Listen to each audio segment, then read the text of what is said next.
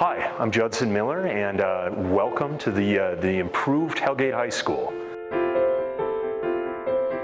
Hi everyone, I'm Joel Baird, the General Manager of Missoula Community Access Television. I'm here at Hellgate High School with Principal Judson Miller, and we're going to talk about improvements to this building, which is one of the earliest high schools in Missoula. The fantastic improvements that have been taken place over several years and is now complete.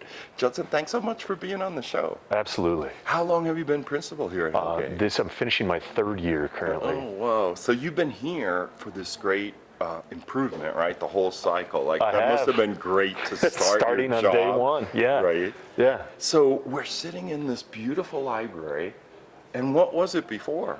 Well, it was a parking lot, actually. That to me is one of the more unique features of this library, is that a year ago that brick was looking down on dumpsters and a dilapidated parking lot, and now it's the feature of our academic experience. That's the new design of the entire first floor of the building, is that it's going to be first and foremost safe.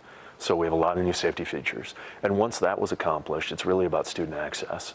Right. So we have all of the books that are better organized, better displayed, so the access is better. But we also have new technology, more computers, and more interactive technology spaces, and more classroom space. And that's why we have the night hall is a double classroom, essentially, with some new technology that allows interactive courses can take place in there. They can communicate with other teachers. We also have a new computer lab, all open, no doors to separate that, which is kind of the design. As you can see, it's just free-flowing. The sunlight, the vaulted ceiling, that we affectionately call them trees, but the steel girders that hold everything up. And then the part that I really haven't spoken to is the partnership that we had with M&W and with Jackson, and the way that they really reached out to a lot of our kids. So there were some those internship. Are architects and contractors. Yep, architects and contractors, and they offered some internship opportunities. They offered students a lot of opportunities to come out and see how this building came to fruition. And at one point, all of this steel was laying on the side of the road out there as it was being manufactured. So it's pretty neat to see that. A lot of the project is really hidden work. HVAC was a huge heating, cooling, our green energy movement, an initiative in this building that was so important to everybody, really came to fruition. So we've got a state-of-the-art heating and cooling system.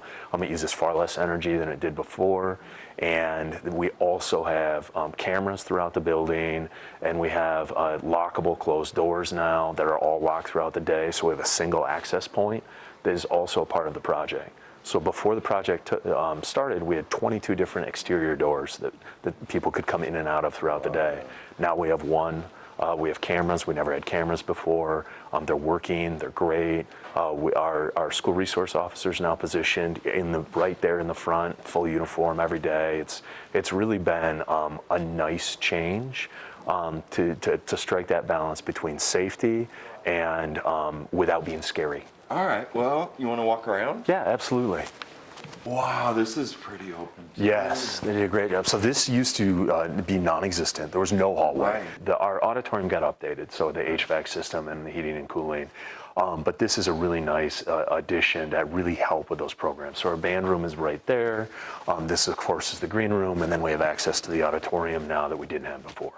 So during Les Mis, that was actually screened off, and students were using all of this space for changing and sets and all that. Cast of thousands and absolutely. In period costumes. Yes. I mean, I recognize this. Yeah. It looks wider. So than new it ever flooring, new lighting, of course, all of this new HVAC. Oh, that survived. Yeah, That's the old safe, the old vault. And then this is the night hall. So this is that double classroom that I was talking about. We can't go in there right now because they're doing some IB testing. Yeah. So we're going to head up to the second floor, and then we're going to come loop back around and come back the other way through the commons. This is another good example. All of this ceiling work is new. Right. So every one of those pipes and every one of those air supply units is creating a better classroom environment, and really a big expense in the whole project, but not something that you're going to see when you go into the classroom. It's not like. So we're going to take a left, and we're going to go right through What is the new, affectionately called the new bridge, because was just a concrete slab. So this used to be a very old drop ceiling that was almost even with those wood cross members all the way down. When they removed that drop ceiling, we followed the original wood structure and have this new barrel ceiling with sound deadening material up there. So it really opened up the whole gym. So this is our new single point entry. We've got a magnetic buzzing system, and so this is where everybody comes in, they're greeted, they're attended to in a really, I think, a much better way. Because in the old system, people would just kind of wander in there, and then they could be in the commons, they could be in upstairs, they didn't really know where to go. So this is much more intuitive. We have all the services that anybody needs right here, all of our bookkeeping and athletic activities right here, and it's just really, I think, a better way to serve our community. New display cases, and we're still working with the best way to utilize them for art and for athletics and activities. And this really caught my eye. So that we call it the Commons, serves as our cafeteria of sorts where students can eat, but it also serves all day long as a student academic access point for study halls and for a place to just do some work and have access to the library and some of our teachers who are working in there as well. Yeah. And as you can see right now, students are using the area, they're studying, and then right back in the new library. I mean, this was a huge undertaking and something our community really values, and a lot of appreciation for the partnership.